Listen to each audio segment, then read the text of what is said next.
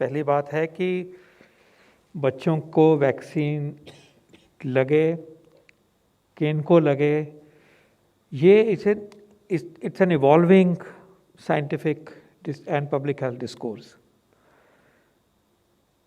Only a few nations, or let's say limited number of nations, have introduced vaccination for children.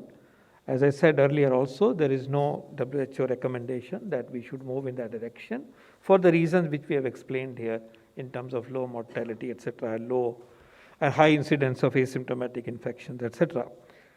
But the fact remains that we as a nation and as government are working actively in the direction of scientific validation of our vaccines for potential use in children. तो उसको जैसे आपको मालूम है Zydus vaccine already license for children, हमें मालूम है कि इतना स्टॉक पाइल है, उसको अगर हम बच्चों पे दें तो किस तरह से दें, कब दें, कैसे दें, उसकी चर्चा हमारी साइंटिफिक बॉडीज़ कर रही हैं। कोवैक्सीन का ट्रायल बच्चों में बहुत क्लोज पहुंच गया है कंप्लीशन के। Once we have results, that vaccine would be potentially available. अगर देना हो तो हमारे पास एक और चॉइस होगी। इसी प्रकार बायोई का वैक्सीन को भी परमिशन मिली है कि वो ट्रायल पूरा करें, नोवावैक्स कोवैक्स को भी मिल गया। पहली बात तो ये अप्रिशिएट करनी चाहिए कि देश की धरती पर ये एक साइंटिफिक जर्नी सिस्टमैटिक तरीके से इस ग्रुप को वैलिडेशन के लिए, वैक्सीन्स की वैलिडेशन के लिए आगे अग्रसर हो रही है। दूसरी बात यह है कि फैसले का इंतज़ार करते हैं कि एक वैक्सीन अब अवेलेबल हुआ है बच्चों में पोटेंशियल यूज़ के लिए, डिक्लेयर हुआ है, उसके ऊपर हमारी एंटेगी हमें क्या फ़ैसला देती है। तो that is something that we would wait for.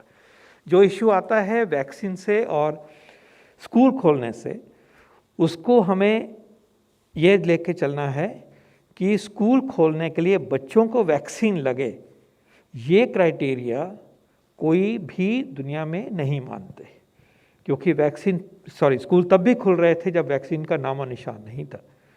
So that is not a criteria. No scientific body, no epidemiology, no evidence suggests that is to be a condition. However, teachers को वैक्सीन लगे, staff को vaccine लगे, ये एक बहुत ही desirable बात है और उस डायरेक्शन में बहुत ही कवरेज करने की कोशिश की गई है हमारे देश में कि टीचर्स को और स्टाफ को कवर किया जाए, और हमें लगता है कि लगभग बहुत हद तक वो कवर हो गए हैं, जिस तरह से अभी रिसेंट पास्ट में उस पर एम्फेसाइज किया गया है। इसके अलावा पेरेंट्स का टीका लगे, ताकि बच्चे बाहर से लेके इन्फेक्शन आए तो कम से कम पेरेंट्स को वैक्सीन लगा हुआ होगा तो उनकी वो बचत रह जाएगी, वो उनको इन्फेक्शन नहीं होगा।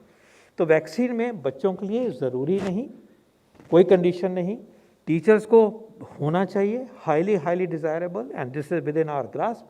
पेरेंट्स को लगना चाहिए, that is within our grasp. लेकिन स्कूल खोलने के लिए लास्ट में ये कहना चाहूँगा कि ये जो प्रक्रिया है ये सिर्फ एक हिस्सा है।